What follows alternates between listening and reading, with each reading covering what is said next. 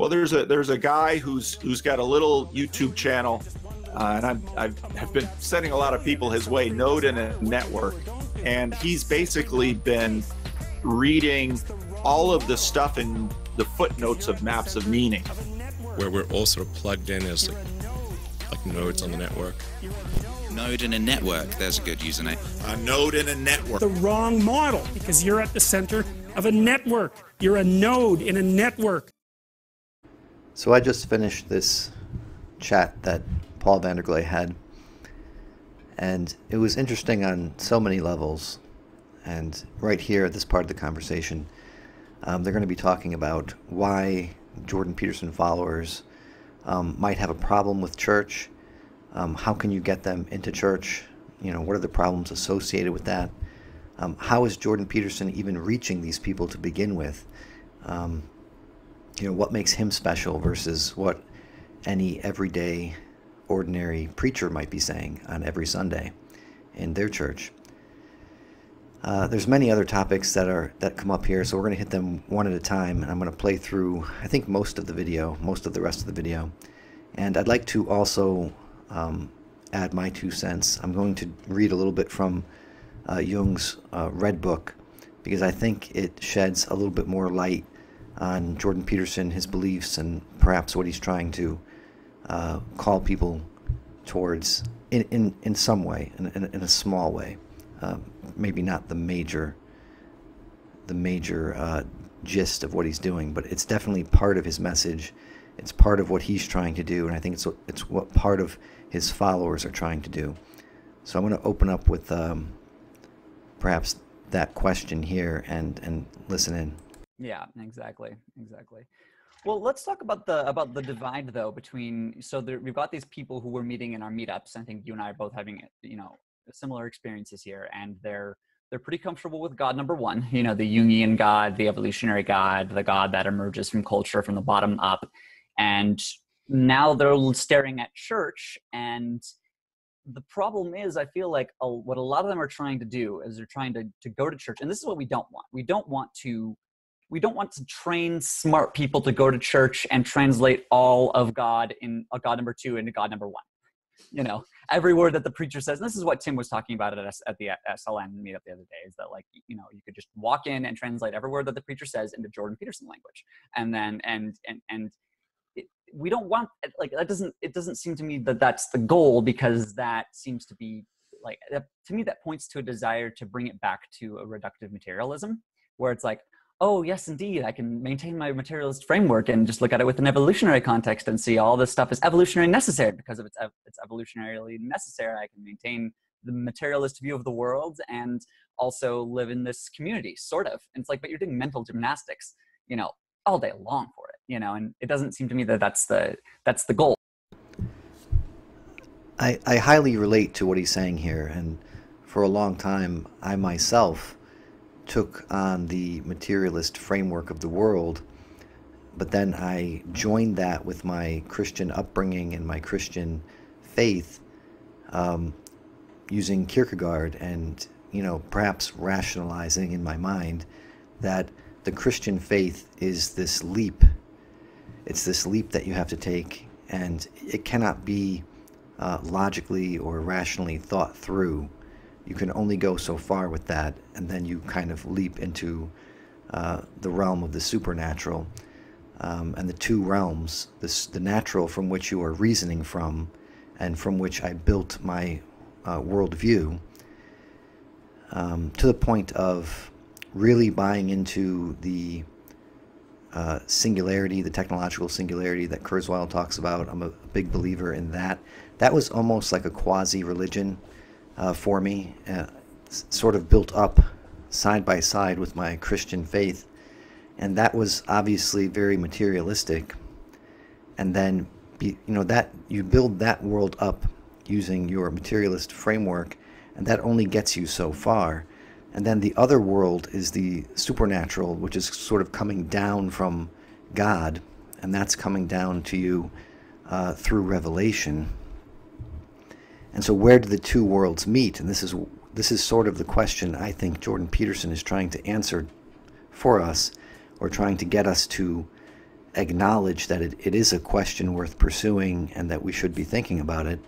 And this is also sort of what I'm going after with my Jordan Peterson Paradox video series. So where do the two worlds, where do these two worlds meet, the natural and the supernatural? And I think if you listen and watch Jordan Peterson closely, he believes that the two quite possibly have met in the person of Jesus Christ. Now, for believers, for Christians, the language he uses might be weak. I think this is Owen Benjamin's criticism. It's walking around the issue instead of hitting the nail on the head. But there are reasons for that, which I go into in depth in my Owen Benjamin videos. So perhaps Jordan is saying that, the revelation, the supernatural God from above is coming down and meeting the natural case, our natural reasoning and our materialistic framework, our Tower of Babel, if you will. God meets us in the halfway point in Jesus Christ. It's a complicated issue. That's why Jordan said he'd need like 40 hours at least to just broach the topic. But I'm going to introduce here a little bit from Carl Jung in his Red Book. I kind of introduced the Red Book a long time ago in one of my early videos. I didn't think to do another introduction of it here, but I guess briefly I could say that the Red Book is, I think, where Jung described meeting his soul, finding his soul. It was a period in his life where he was experiencing what you might call very vivid hallucinations. Now, they were not technically perhaps hallucinations. They were what he called his active imagination, and they were like visions. And this kind of reminds me of William Blake and his perceptive reality and his visions. And so in this period of Jung's life, he focused on having these visions, and he recorded what he experienced in these visions. I believe the first one was a stone stairwell appeared in the floor of his study, and he walked down these stone stairs, and he walked down so far that he experienced perhaps walking for eons and down into the depths of hell. It was that kind of journey, very dreamlike. And so he spent these several nights in hell and in various visions, and he recorded all of this in the Red Book. The Red Book was never published. It was only given, or it was only allowed to be seen by very close friends and some family members. And originally it was recorded in black books, and then there was a final copy that was red. That's why it's called the Red Book. And he also illustrated a lot of his fantasies and dreams and visions in that Red Book. And the art is actually quite interesting if you look up images from the Red Book. He definitely has a talent. As Jordan says, usually geniuses have they have mastery over many different levels of things in life, from personal relationships to one subject area and another subject area. They can master multiple domains, and it appears to me that Jung definitely mastered writing and art, besides more scientific things. So this is from a chapter called Divine Folly, and Jung is entering a library of sorts, and he is talking to a librarian. So I'll start reading his words here. I'm in the reading room of a large library. In the background sits a small, thin man of pale complexion, apparently the librarian. The atmosphere is troubling. Scholarly ambitions, scholarly conceit, wounded scholarly vanity. Apart from the librarian, I see no one. I step toward him. He looks up from his book and says, "What do you want?" I'm somewhat embarrassed since I don't know what I really want. Thomas à Kempis crosses my mind. I'd like to have Thomas à Kempis's The Imitation of Christ. He looks at me somewhat astonished, as if he didn't credit me with such an interest. He gives me an order form to fill out. I too think it's astonishing to ask for Thomas à Kempis. Are you surprised that I'm requesting Thomas's work? Well, yes, the book is seldom asked for, and I wouldn't have expected this interest from you. I must confess that I'm also somewhat surprised by this inspiration, but recently I came across a passage from Thomas that made a particular impression on me. Why, I can't really say. If I remember correctly, it dealt with the problem of the imitation of Christ. Do you have particular theological or philosophical interests, or do you mean whether I want to read it for the purpose of prayer? Well, hardly. If I read Thomas à Kempis, I do so for the sake of prayer, or something similar, rather than out of scholarly interest. Are you that religious? I had no idea. You know that I value science extraordinarily highly, but there are actually moments in life where science also leaves us empty and sick. In such moments, a book like Thomas's means very much to me, since it was written from the soul. But somewhat old-fashioned. We can no longer get involved in Christian dogmatics these days, surely. We haven't come to an end with Christianity by simply putting it aside. It seems to me that there's more to it than we see. What is there about it? It's just a religion. For what reasons, and moreover, at what age do men set it aside? Presumably, most do so during their student days, or perhaps even earlier. Would you call that a particularly discriminating age? And have you ever examined more closely the grounds on which people put aside positive religion? The grounds are mostly dubious, such as that the contents of belief clash with natural science or philosophy. In my view, such an objection would not necessarily be rejected out of hand, despite the fact that there are better reasons. For example, I consider the lack of a true and proper sense of actuality in religion a disadvantage. Incidentally, a host of substitutes now exist for the loss of opportunity for prayer caused by the collapse of religion. Nietzsche, for example, has written a more than veritable book of prayer, not to mention Faust. I suppose that's correct in a certain sense, but especially Nietzsche's truth strikes me as too agitated and provocative. It's good for those who are yet to be set free. For that reason, his truth is good only for them. I believe that I recently discovered that we also need a truth for those who are forced into a corner. It's possible that instead they need a depressive truth, which makes man smaller and more inward. Forgive me, but Nietzsche interiorizes man exceptionally well. Perhaps from your standpoint you're right, but I can't help feeling that Nietzsche speaks to those who need more freedom, not to those who clash strongly with life, who bleed from wounds, and who hold fast to actualities.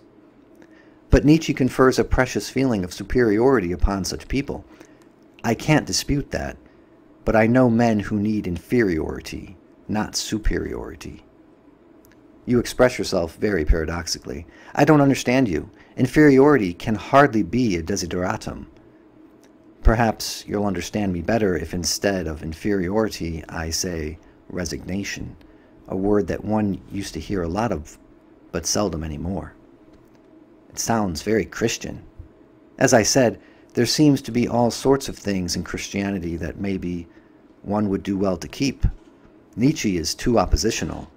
Like everything healthy and long-lasting, truth, unfortunately, adheres more to the middle way, which we unjustly abhor. I really had no idea that you take such a mediating position. Neither did I. My position is not entirely clear to me. If I mediate, I certainly mediate in a very peculiar manner. At this moment, the servant brought the book, and I took my leave from the librarian. The divine wants to live with me. My resistance is in vain. I asked my thinking, and it said, "Take as your model one that shows you how to live the divine." Our natural model is Christ. We have stood under his law since antiquity, first outwardly and then inwardly. At first we knew this, and then knew it no longer. We fought against Christ, we deposed him, and we seemed to be conquerors, but he remained in us and mastered us. It is better to be thrown into visible chains than into invisible ones. You can certainly leave Christianity, but it does not leave you. Your liberation from it is delusion. Christ is the way. You can certainly run away, but then you are no longer on the way. The way of Christ ends on the cross. Hence we are crucified with him in ourselves. With him, we wait until we die for our resurrection. With Christ, the living experience no resurrection, unless it occurs after death. If I imitate Christ, he is always ahead of me, and I can never reach the goal unless I reach it in him. But thus, I move beyond myself and beyond time, in and through which I am as I am. I thus blunder into Christ and his time, which created him thus and not otherwise. And so I am outside my time, despite the fact that my life is in this time, and I am split between the life of Christ and my life that still belongs to this present time. But if I am truly to understand Christ, I must realize how Christ actually lived only his own life and imitated no one. He did not emulate any model. If I thus truly imitate Christ, I do not imitate anyone. I emulate no one, but go my own way. And I will also no longer call myself a Christian. Initially, I wanted to emulate and imitate Christ by living my life, while observing his precepts. A voice in me protested against this and wanted to remind me that my time also had its prophets who struggle against the yoke with which the past burdens us. I did not succeed in uniting Christ with the prophets of this time. The one demands bearing, the other discarding. The one commands submission, the other the will. How should I think of this contradiction without doing injustice to either? What I could not conjoin in my mind probably lends itself to living one after the other. And so I decided to cross over into lower and everyday life, my life, and to begin down there where I stood. When thinking leads to the unthinkable, it is time to return to simple life. What thinking cannot solve, life solves, and what action never decides is reserved for thinking. If I ascend to the highest and most difficult on the one hand, and seek to eke out redemption that reaches even higher, then the true way does not lead upward, but toward the depths, since only my other leads me beyond myself. But acceptance of the other means a descent into the opposite, from seriousness into the laughable, from suffering into the cheerful, from the beautiful into the ugly, from the pure into the impure. That ends that chapter.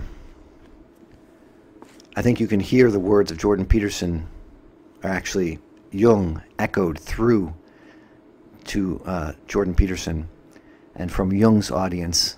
That, by the way, Jung, the Red Book, I didn't finish the introduction to that, but the Red Book never got to be published until very recently, I believe 2012 or 2014, something like that. Jung's family decided that it was okay to publish it. So you can hear Jung's words sort of echoed through Jordan Peterson, and you can hear, especially at the end, clean your room.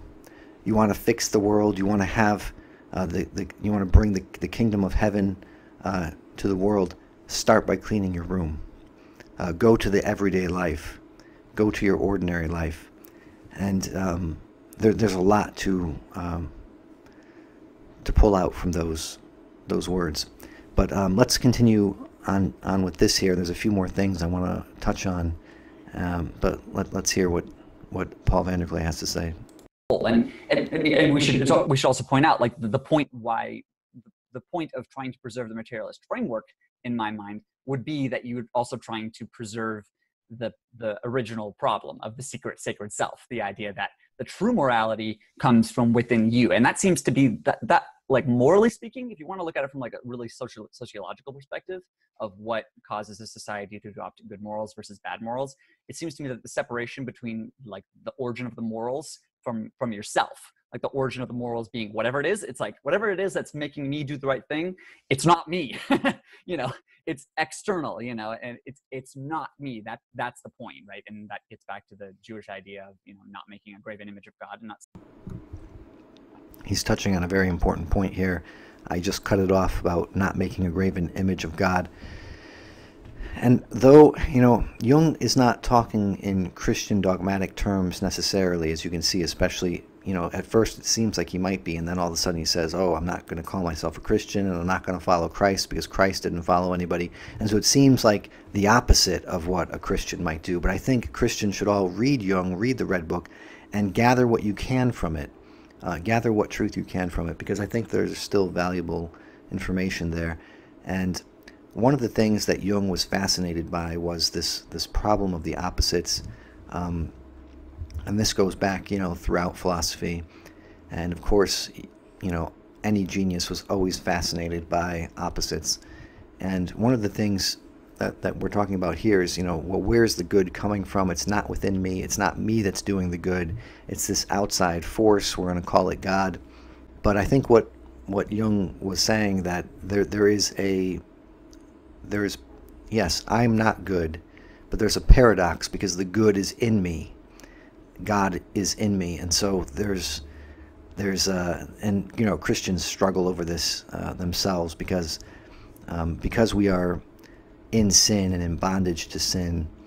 How can we then choose to accept the gift from God? And so obviously many volumes have been written about this, and I can't just summarize it right here. There is no answer to that. But part of the answer is that the Holy Spirit dwells in you. So the external good that we call God becomes internal. And then you can get to the psychological aspects of it that Jung gets to and that Jordan Peterson emphasizes. But there's also spiritual aspects to that, which people like Paul van der Klee emphasize. That the true morality comes from within you. And that seems to be that like morally speaking, if you want to look at it from like a really sociological perspective of what causes a society to adopt good morals versus bad morals, it seems to me that the separation between like the origin of the morals from yourself, like the origin of the morals being whatever it is, it's like whatever it is that's making me do the right thing, it's not me. It's external, and it's not me. That's the point, right? And that gets back to the Jewish idea of not making a graven image of God and not speaking the name of God, because when you name things and carve things, you're protecting yourself. So if we're trying to avoid that, then we can't let the Jordan Peterson project being a compatibilism between Christianity and pure materialism. So how else do we bridge that gap, I guess, is the question. Well, so I was having a conversation with Adam at Think Club, and actually Adam and we've talked once on the air, but we swap tweets and emails and offline, and he's terribly fun to talk to. And so he listened to my conversation with Glenn Scrivener from the UK, and he said, well, I've got some insight into Jordan Peterson's attractiveness. He said, he does everything he does without getting into the supernatural. And I thought, on one hand, it's not totally true. Yeah. But there is a degree of truth to that, because obviously, especially for people who are coming over, who Jordan Peterson is rating from the Sam Harris camp, the supernatural, that they're really touchy about the woo. So it's like, if I sent some Deepak Chopra here, I'm out. So right. And so that's an issue. That's obviously an issue all the time with church. I've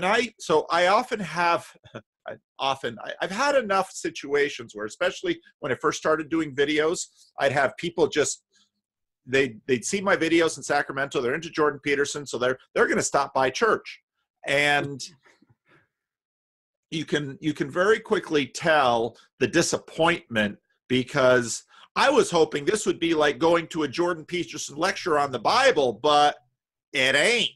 You know, Exactly. Yeah. the pastor's only going to talk for 30 minutes. Then you got all this music and praying and stuff, What is which, that, right? so, you know, a good number of people go to the meetup and there's no music or praying or even a sermon there at the meetup. There's just conversation.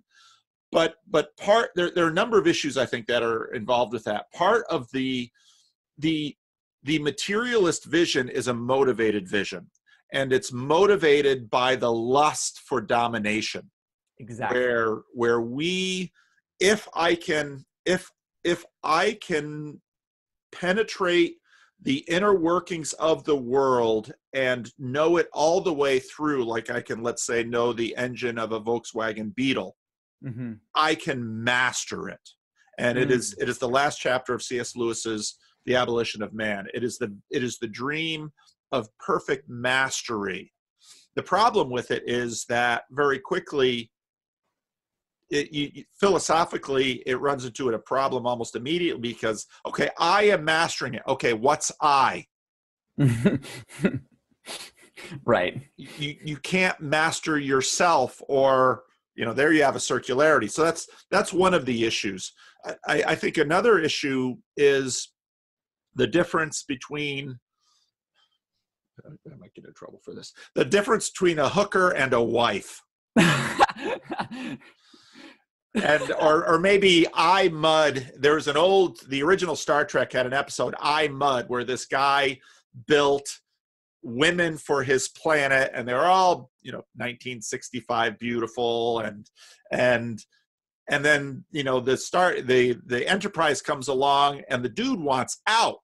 Well, why? You've created the Stepford women here, and it's exactly the same problem in that church is more like a wife than this robot that you have constructed. It's filled with people who are going to be annoying and inconvenient and make selfish demands and occupy your small group for 20 minutes with a tirade about the evils of Halloween. That is what church is about. And people are like, well, I don't want any of that. I just want YouTube. Well, here's the thing about YouTube. YouTube is more like the hooker or the robot or the Stepford wife that you can click on and click off. You master it. Being a Christian is being a slave. You are beneath God in the hierarchy. Exactly. He is your master, and he tells you what to do. Yeah. So I thought this was a very interesting point, and it sort of goes back to a video I did with N.T. Wright. And I think the video was called N.T. Wright and What Gods Do We Believe in Today? Something like that. It was a lecture he did for Veritas. And, you know, N.T. Wright was saying, well, the gods that, you know, the modern man may say he believes in no God, and yet we see him worshiping money. We see him worshiping war. We see him worshiping lust. So maybe the ancient gods of Mars and Eros, you know, Dionysus, these gods are still with us, and they're more with the men who claim they believe in no God. They're more enslaved because their chains are invisible. They can't see how enslaved they are to that God they say they don't believe in. It is the Christian God that they pushed away and don't believe in. Rather, it is these unnamed gods that then take hold of their psyches and their bodies, and they live out the will of those ancient gods without even realizing it. And so now Pastor Vanderklay is saying that, well, you know, when you are a believer in Christ, you are then a slave to God. And this is one of the paradoxes in the New Testament, is that you are presented, you will be freed in Christ, free from the shackles, from the chains of these numerous other ancient gods that were around at that time more visibly. But at the same time that you become free in Christ, you also become a slave to God. But that slavery to God is what exactly breaks the shackles to these other gods, these other things that are controlling your life. And so living out God's purpose for you to worship and love God, which entails serving and loving your neighbors, that living that out is actually the highest freedom you can have. And again, it's all kind of paradoxical truth in opposites, the very thing that Jung spent most of his life trying to understand, that most geniuses actually do come to try to understand, is the paradox that I think we most clearly find in the resurrection of Jesus Christ, which is again something I'm going to be exploring in my Jordan Peterson Paradox video series. And right there is the entire story of Christianity, because we don't like that arrangement. We want to be on the top of the hierarchy. We think we want that, but Mud wanted off the planet with the Stepford wives. So yeah, that's something that actually came up with a friend of mine. I was having a conversation and he was trying to explain to me that, a relationship should not have any kind of suffering in it, and his relationship that he, is planning on having, or, somehow he dreams of having this ideal relationship in the future, where there's nothing but happiness, and, he's going to know himself so that he can explain himself to his eventual partner, and they will know themselves, and so when they get together, they will each kind of know what's going to happen because they know themselves and they know each other, and they're going to be okay with X, Y, and Z, whatever the kind of relationship they want to build. And if anything happens to that, well, I guess he can figure nothing will ever happen to that because everything is sort of known right in the beginning. And I tried to explain to him that that is purely a fantasy, and a real relationship is something that does involve suffering. And I think that's what you see with God and relating to man, the suffering God. That's part of a love relationship, and it's most highly expressed through the life, death, and resurrection of Jesus Christ. It was just very hard for my friend to understand that, and ultimately I didn't want to say this because I couldn't figure out language to say it in that didn't seem like I was trying to attack him. But what he seems to be looking for is a mirror image of himself, and that is just narcissistic, and it's just never going to happen. It's never going to work, and it's never going to be a real relationship. And what Vanderklay is talking about here, he's talking about what YouTube is. YouTube is sort of, he relates it to the whore. I relate it to just you seeking out yourself. So the videos you tend to listen to tend to resonate with something in you, and perhaps these are the words you wanted to say, but you found expressed by a certain YouTuber, and you're like, yes, that's what I want to hear, that's what I want to say, I want to listen to more of that. So there's some kind of narcissistic element to YouTube. It's good to be aware of that. It's good to disagree with people and to try to formulate your own thoughts, but as Jordan Peterson says, thinking is very hard, and I think this is one of the things, as a side note, that I'm finding with Owen Benjamin's crowd, as I'm part of that community, and I set up this channel to be sort of this crossroads between communities, between Jordan Peterson, Owen Benjamin, and Paul Vanderklay, as these are the primary communities I follow and have an interest in, and that are sort of expressions of myself. I see myself in what Jordan Peterson's doing and what Vanderklay's doing and what Owen's doing. But now, when Owen has come to a sort of head with Jordan Peterson, now there's a conflict in my channel, because here's a conflict almost within myself, but I myself have resolved it, or am working towards resolving it, and Owen has just sort of lit the bridge on fire and watched it burn. And a lot of people in Owen's community, again, they watch Owen because they hear and see part of themselves in him, and they want to agree with that. But when he switches his tune, let's say it's a tuning fork, and he switches the tone a little bit, he's such a charismatic person that all of a sudden a lot of his followers, their little tuning forks are now ringing that same tone, and they're like now, lighting that bridge on fire with Jordan Peterson and watching it burn.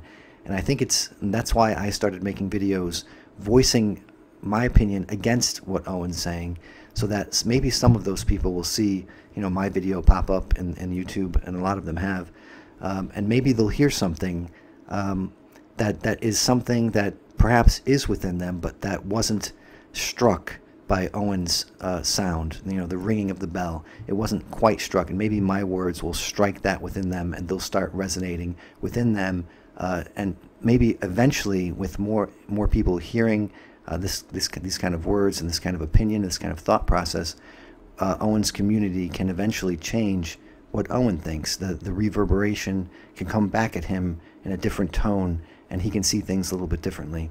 And there's a lot of musical talk and language that I'm using here. This goes back to Ian McGilchrist.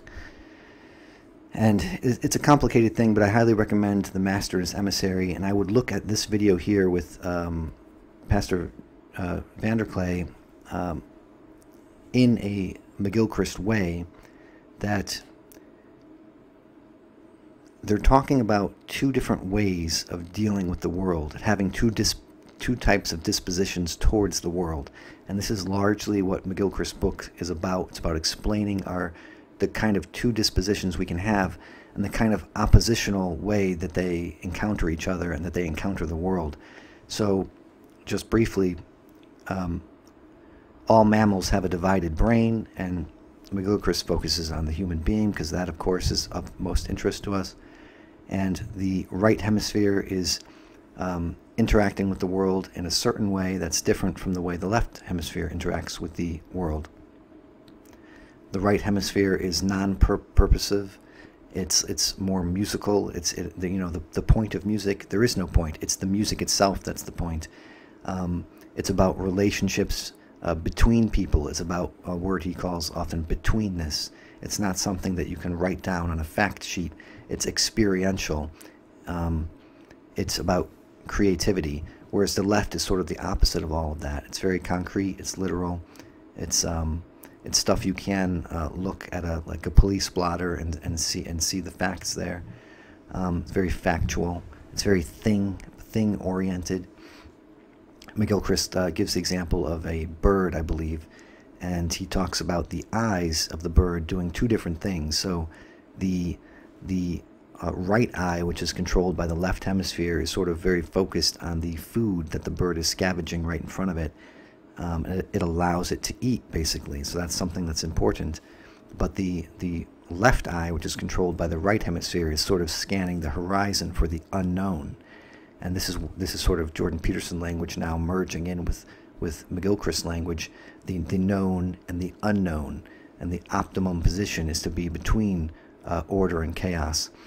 And so that left eye is scanning for whatever might be out there. It has nothing in particular in mind, but whatever approaches it will see. I see the merging of McGilchrist and Jordan Peterson in that example and in that language there. And both will talk about music. I'm going to get into this more heavily into, like I keep saying, the Jordan Peterson Paradox series. This next installment I'm doing is going to really bring in language, music, more McGilchrist, and a little bit more Heidegger, and finally Jordan Peterson. But look at what Vanderklay is talking about here. Look at what the conversation they're having. View it in a lens that deals with the right hemisphere and left hemisphere, the two different ways of dealing with the world. You're going to see that in what they bring up about the Bible. There's often two opposing views in the Bible, or two opposite things that seem to contradict. And this, I believe, from McGilchrist's perspective, is a way to allow us to successfully live in the world by one hemisphere or the other, or both. And I think Jordan Peterson is saying, look, the ideal is that area between order and chaos, that area between the unknown and known. And I believe what it's all coming to a head in the resurrection of Jesus Christ. And I know that might sound a little strange, but I'm going to expand upon it in another video series, that Jordan Peterson Paradox series. And so then when you get into church, it's like, what am I gonna? The sermon was boring today. The worship leader picked crappy music. I have to sit by, and actually C.S. Lewis writes about this dynamic a lot, because talk about I'm smarter than everyone at church. C.S. Lewis was smarter than everyone at church. Exactly. Exactly. Yeah. And he had to learn to go and he writes about it quite a bit actually in Screw Tape Letters, to go and listen to, and he hated the music. And I mean, for C.S. Lewis, I mean, church must have been horrible, but he had to grow in Christian maturity to love it. I remember a great saint when I was in seminary. I was going to church, and a seminarian came and preached at our church, and it was awful. And I sat there and I just thought, oh, this is horrible. And this woman that I knew, she was an older woman and she was a saint. I remember her saying, wow, I really got a lot out of that message. And I thought, what? That was here little 23-year-old me who had a couple of preaching classes, so full of myself, could say everything that was wrong with that sermon.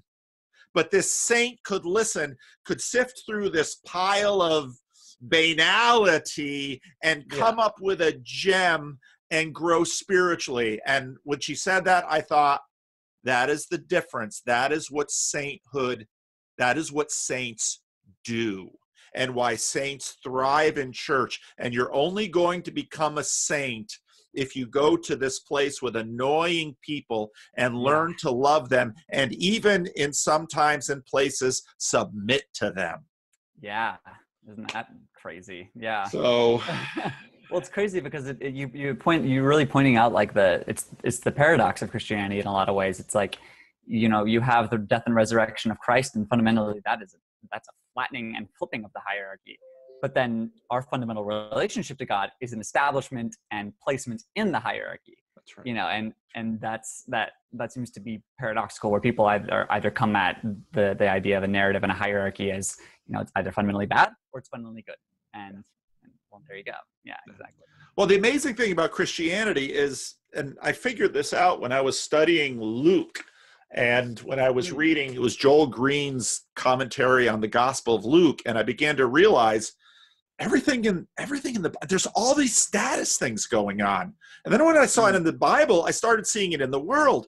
And I thought, it's amazing what Jesus does with these status conversations, because on one hand, he's using them all the time, and on the other hand, he's flattening them.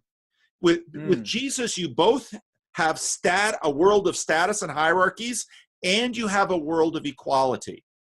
But now, I could be wrong, but again, I would say these are opposites, and these are different ways of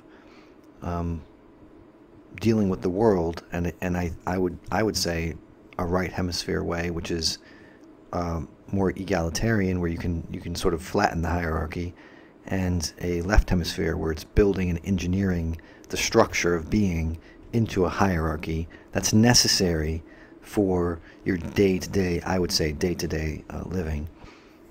I may have a little bit of an idiosyncratic way of understanding McGilchrist's ideas, but that's how I'm seeing it. And again, I'm using the lens here to listen to what they're talking about here, and you know, I'm pushing it into one category or the other, but I think it's a useful way of looking at it. Figuring out the dynamics between those two things, it's not easy. Jesus is the highest, he becomes the lowest. Then he says to his disciples, no titles among you, you're all brothers and sisters. And it's like, well, how does this work?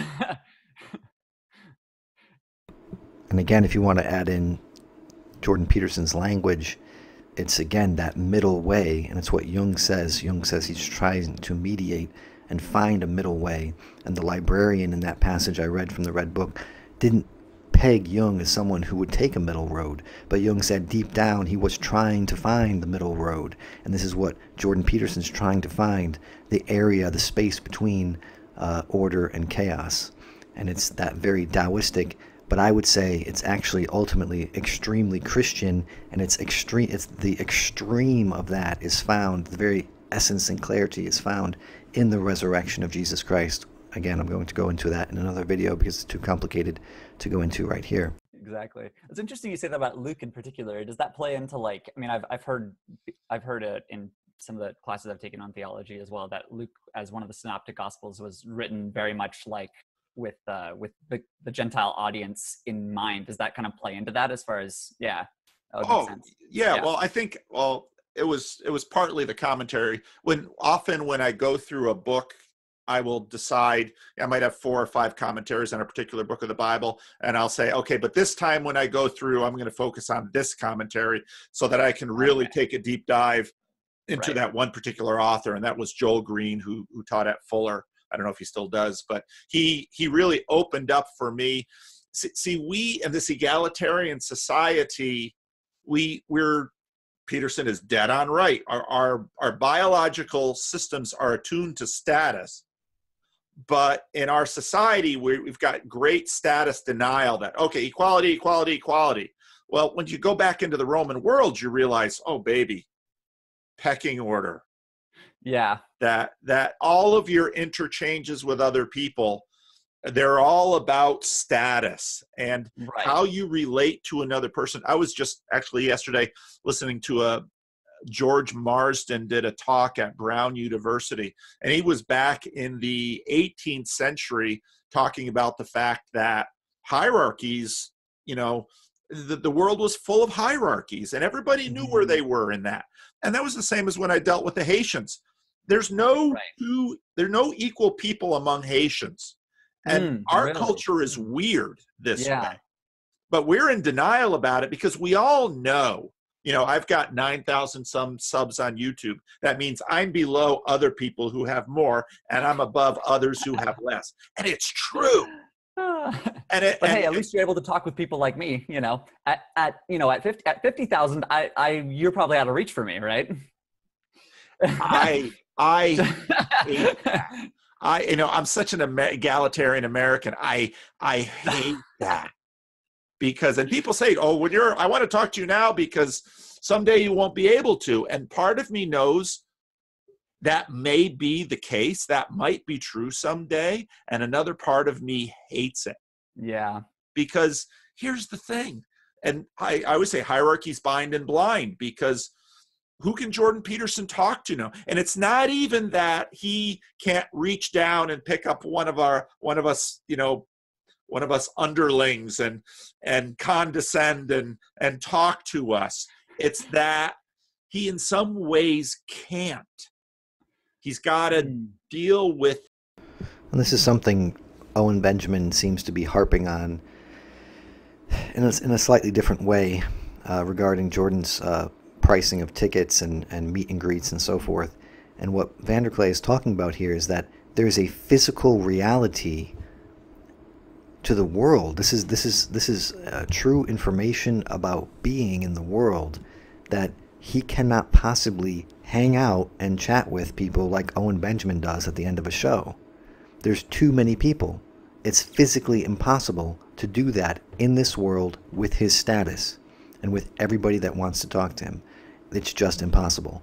And so you have to find ways, if you're gonna, let's say the goal is to have conversations with people, is to meet the demand of meet and greets and pictures and handshakes and all that kind of stuff.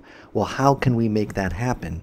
Well, the only way is to set up a filter based on price. And maybe he should do a lotto system. If people find that he's too capitalist in his nature, he should add a little lotto system so that maybe 10% of the people or half the people, who knows how he wants to set that up, get to be randomly chosen if they submit their names, and they can also have their little meet and greet. I don't know how, again, now see, I'm just talking off the top of my head here. How would that impact the people who have to pay $200? Might they be spiteful or envious, or maybe nobody would end up paying, they just take the lottery? I don't know how it might work, but there are barriers, there are physical barriers of time and space that we have to deal with.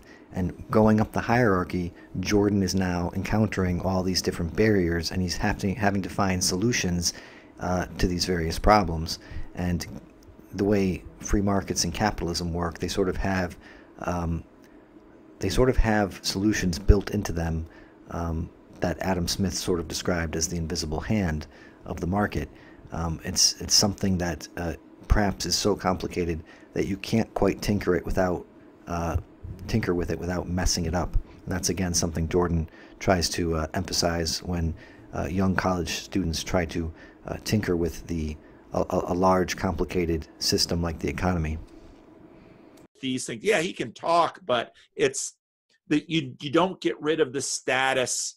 In that way, all the postmoderns and some of their critiques, there's validity to it. They're pointing at truths out there, but it's and that's what I love about Jesus, because he's the king of the world. He's the Son of God, and he walks into a village, and he's at the well, and his disciples go for food, and the Samaritan woman comes down and has a conversation with her in John 4. And I just think, gosh, that's beautiful. Yeah, exactly. But a lot, which is you talk about how Jordan Peterson is coming at things from the this is kind of a little bit of a turn in a different direction, but you're talking about how, well, this actually fits pretty well now that I think about it.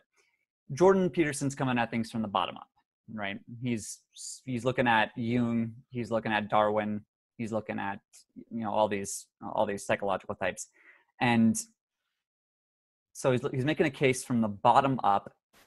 Why can't things come from the bottom up and the top down? Because I see verses like this, and you can tear my exegesis apart here, but you see these verses that talk about how the law is written on people's hearts, and that the rocks cry out his name, and all these things. And I would just interrupt saying that things do come from the top down, and I don't think Jordan is saying things can't come from the top down. So yeah, Jordan's building the bottom-up case because that's what scientists do, and that's what he's trying to do and approach this from a psychological perspective, trying to be as scientific as he can be. But even Jung, who was trying to be as scientific as he can be, started using language like, I'm a doctor of the soul. I've mentioned that many times before in videos. I love the way he said that. So as a doctor of the soul, as someone whose main purpose or mission in life is to heal, I think Jordan Peterson is again trying to build things from the bottom up, be materialist, be scientific, because there's power in that. But then he's coming to this crossroads, and that I'm exploring in the Jordan Peterson Paradox video series, the crossroads where now what's happening from the top down, what's happening with revelation, with the Bible in these more spiritual senses, not just psychological senses, what's happening with the person, the life, body, and resurrection of Jesus Christ, what's happening there. This is the crossroads between that top down and bottom up approach. It's about how it's general revelation and specific revelation, right? And given these themes, I mean, is it surprising really that Jordan Peterson's bottom up case would actually make a pretty darn good case for Christianity as well as the top down case for it? I mean, I struggle with this idea that it's really incompatible, and I think this is actually where Jonathan and Matthew Pageau might be useful, right? Like when you get to the bottom of something, it the extremes are closer than the middle. Once you get to the bottom, it flips and goes to the top. Yep. Yep. And I find myself thinking about that. I'm like, it would totally make sense that if you dig down deep enough into something, the opposite becomes true. Like when you dig down deep into quantum physics and you realize that the world has fundamental absurdity, and you go, oh, I actually know nothing about the world, and I'm incapable of knowing anything about the world because of my a priori interpretive structure. So sure, resurrection. Yep, I can make that leap of faith. Yep. All of a sudden, the scale of what kind of decision you're making to find meaning in life is a lot different. It becomes clear to you how few choices you have. And that's the thing is we really don't have a lot of choices about what path we're gonna go. And it seems to me the deeper you dig, the more clear it is. It's meaninglessness and nihilism, or the church. That's very true, and I just wanted to add that I think one of the main themes you might say Jordan is bringing to the forefront is something that William Blake, if you follow my Fearful Symmetry Friday series, try to argue and bring to the forefront. But in his day, William Blake was never famous, and his works were never well read. And that's why I'm so into Northrop Frye, and that's Northrop Frye is an influencer on Jordan Peterson. And so what Blake was trying to say is that there is an epistemology, if I can phrase this carefully or correctly, this is beyond me. I'm still thinking it through. There seems to be an epistemology of imagination, and to know the truth is not what the scientific revolution has come to know as the truth. This is something Heidegger, I think, was uncovering with philosophy, and he moved towards the end of his life towards poetry. Again, what this gentleman was saying, that you sort of dig deep, deep, deep, you go full bore into philosophy to the bottom, and then you find poetry, the complete opposite. And so, again, you can dig factually, like he says, into quantum physics, into the bottom of the world, and what you're going to find is contradiction, opposites. You're going to find, ultimately, imagination, and you're going to find that it's something that what Jordan Peterson is saying is that narrative, story, is more true than the scientific facts. So how he said here, like, there's either nihilism or resurrection. You're presented with facts on the one hand, which don't have a story to them. It's nothing a human being can relate to. And then you have the story of the resurrection. And so now that story carries with it more power, more truth for the human being than those mere empty facts. And the story is more true than the facts. And now this is getting into the nature of truth and so on and so forth, which I've covered in other videos, and which I've only scratched the surface. And it's something Jordan is also trying to break down to people. The nature of truth, it's not fact knowing, as McGilchrist might say, it's person knowing. And in different languages, it's more clear than in English, because there's actually ways of saying this in words that are specifically used for person knowing rather than object knowing. And I should really diagram this out somewhere, because it's a kind of a complicated issue. But so since story is more true than facts are true, and I think what you're ultimately going to get to, and what I'm going to try to cover in the Peterson Paradox series, is that if I can just sketch it with a thumbnail, and again, this is one of the first times I'm actually speaking about it. I haven't spoken about this with someone that I can sort of bounce ideas off of verbally, just in conversation. But what we're going to find is that the nature of reality, and I'm getting a little bit of this from Northrop Frye, our imagination shows us that reality is in a fallen state, that we can be better than we are. And this is, again, now listen to Jordan Peterson saying that potential is real. You act as if you are not living up to your potential, right? This is one aspect of it. So using our imagination, understanding the reality of potential, we see that the world is fallen. This jives with the whole biblical narrative. We can kind of see the truth there, the higher truth of that narrative, rather than just the Big Bang fact of the matter.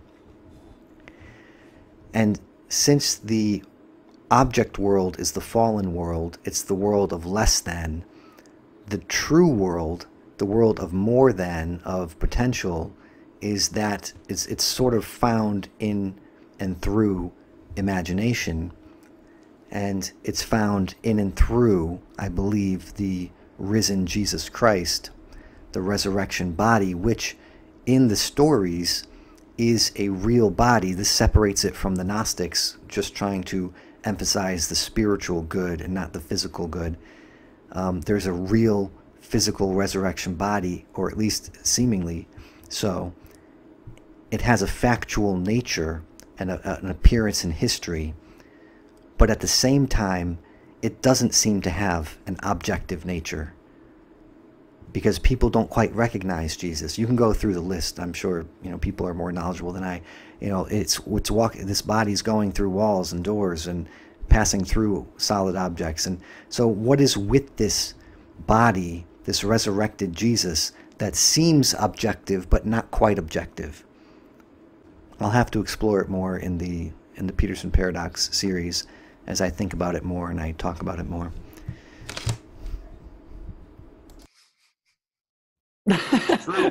It's true. At least that's where I ended up. That's in that Tim Keller 2015 Faith Angle Forum, that mushy middle. That's polarization. They're squeezing it out and they're going one to the other. The reason it's a cultural bias blindness that gives us difficulty from the top down. And actually Keller in that same talk talks about that. And you see it all the time. Africans don't have a problem with top down. Hispanics often don't have a problem with top down. People all over the world don't have a problem with top down.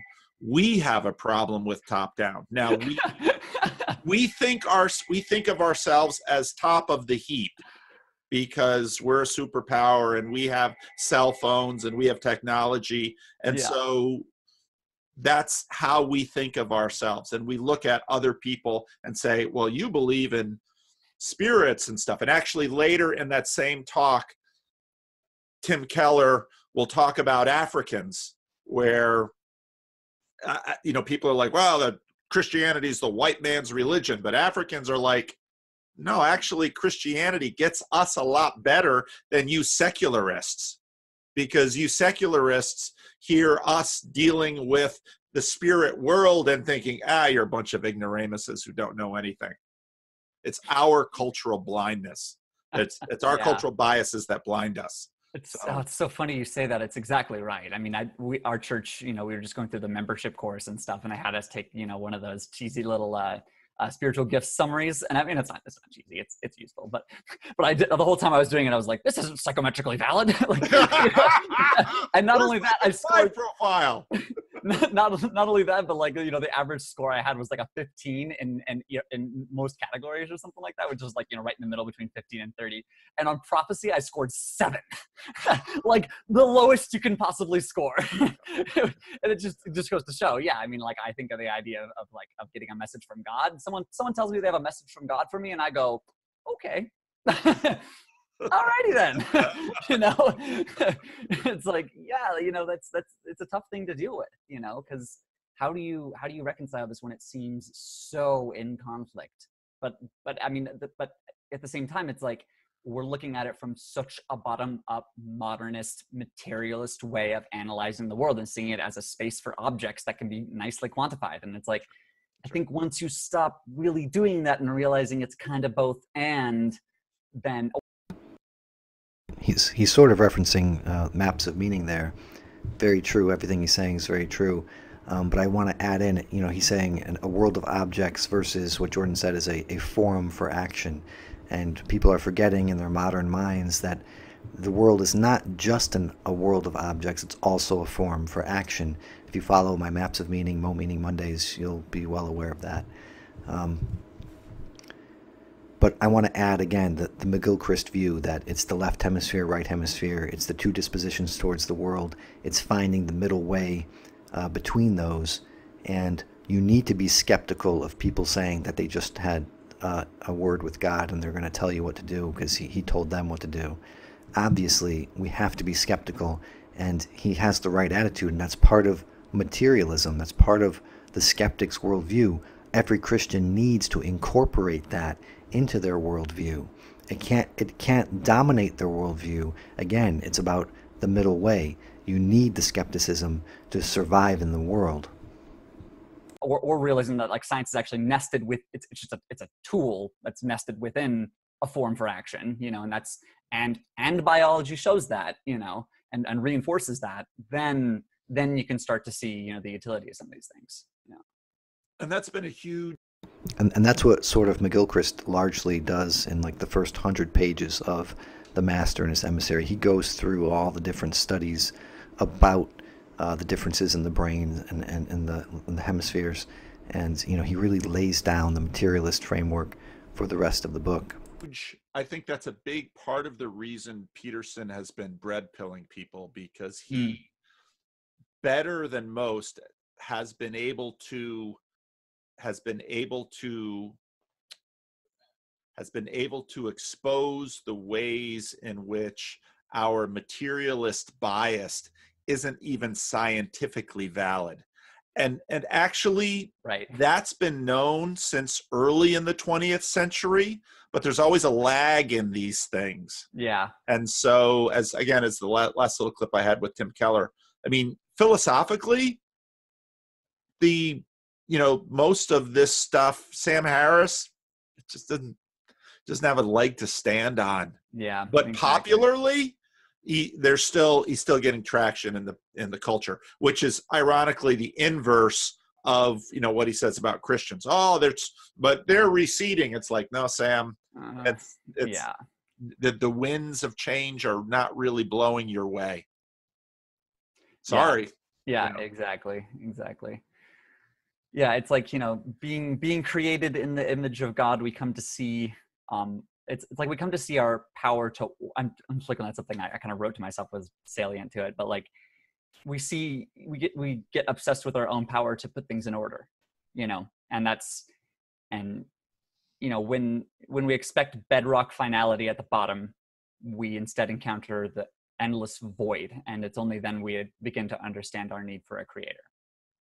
And I think a lot of Peterson's folks are kind of in the process of going through that and realizing what that is and struggling with what the implications are. And so I guess this brings us back to our initial question, like, what can we as the church be doing to better serve these people, to bring them into the fold of the church? We've got so many barriers, like our language, we've got our rituals, like what in the world, like worship, like what exactly are we doing when we worship? Like, probably actually be a good idea to clarify that so we can actually tell them what we're doing. I mean, I play on worship band, even at this new church that I'm at. Yeah. And it's like, I can't really tell you what we're doing. We're just singing some songs, man, and it's like, and we feel great about it. And we're worshiping. Like, what do you mean? What are we doing? It's like, it's hard to jump over those gaps. I would say the same thing, but I would also say that as I think about it more and more, and I read what Jung just wrote there and so forth, is that there are a set of people who need to know, and I'm one of those people, why. They need to have some kind of rationale. They have to have some kind of understanding intellectually of what they're doing and its importance and function and all that. There's definitely that class of people, and I'm one of those people. But there's also a whole nother set of people, which I think is a larger set of people, that sort of know and learn by doing, and experientially their experience is informing them of why they're doing it as they're doing it. And it's a kind of knowledge that they can't verbalize, but it's something that they feel. And this is something that I think, if you want to politicize it, the right totally discounts. And someone like Stefan Molyneux, who I follow and admire his work, he always says, that's not an argument, or he tries to put things in some kind of rational, logical argument. Well, for most of life, there is not an argument. There is nothing rational about it. I think this is where, if you follow Scott Adams, he tries to emphasize that part. Even as an atheist, he tries to emphasize, it's an odd combination. The atheist who emphasizes the irrational nature of humanity, whereas you have most of atheists like Sam Harris try to rationalize humanity. They try to build him up as a superior logical reasoning machine. It's an interesting contrast. But yeah, so there's two separate people, and I think so many people they learn by doing, and they understand, even though they can't verbalize it, what they're doing is what it is, and it's right in this case in terms of worship. And I don't know, every once in a while I think, I should just call Paul and we should just go plant a church together. We should just go plant a new church. What do you think, Paul? You want to go plant a church? I just talked to a guy in Ireland, and he's like, there's no Christian Reformed church here. I thought, I could go to Ireland. I'll plant it in Ireland. And Enda will love it. And he'll solve his problem, but his whole family will be ticked off because they won't be going to the Catholic Church. But, no, and the irony, part of what's been fascinating about the Peterson thing is, number one, even he doesn't fully know what he's doing. So here you got a guy who doesn't go to church, who a whole bunch of people are starting to go to church because of him. And he's not really saying, go to church. He's saying, clean your room. And the application has been, I'll clean my room, but then maybe I'll think about that. Number two, a big, and part of this is Jonathan Peugeot's influence. You know, a number of people that I've talked to, they're going to the Orthodox Church. And yeah, I've encountered that as well. Yeah. And okay, why? Well, they don't know. And, you know, we can kind of make up, say, oh, maybe it's this or this or this or this, but something's going on there. There's real reasons for it. And you go to the Orthodox Church, are they necessarily going to explain this in all materialist concepts or psychological concepts to people? Jonathan Peugeot says, I don't pay any attention to Jungian archetypes. I read church fathers. It's like, well, that's interesting. Yeah. And it's not a criticism on my part. It's just the fact that the Orthodox Church, they've got their program. They've been working it for 2,000 years. They're not going to change because of Jordan Peterson or you. And exactly. So now we Protestants, we're like, we're all over the place. We're all over the place. And we're like, I got to be relevant. So, Let's make a church for you. And that's right. Kick out the organ, bring in the guitar and the smoke machine. And exactly. And so, well, now we got to explain what we're doing in this worship service. But then we stop and think, well, what are we doing in this worship service? Exactly. And it's just probably the weakness of Protestantism and evangelicals. Yeah, exactly. No, that's right. Well, I think along a lot of the same lines, and I would only add, again, in a McGilchrist lens, that, the Eastern Orthodox Church is sort of one way of doing things and having a disposition towards the world. The Protestants have went the extreme in the other way, right? But they're both ways of being disposed towards the world. They're both modes of being, and ultimately, if you take a Blakean view, we're all part of the same body. If you take it's a Christian view that we're all part of the body of Christ. The body of Christ needs to have differentiation, and there's individual. I think C.S. Lewis talks about this. I'm sure Vanderklay probably quoted it before. That we're like organs in the body of Christ. We all are individualized, but important in the functioning of the entire body. And so the manifold manifestations of Christ in the world through his followers are sort of vital to the living being.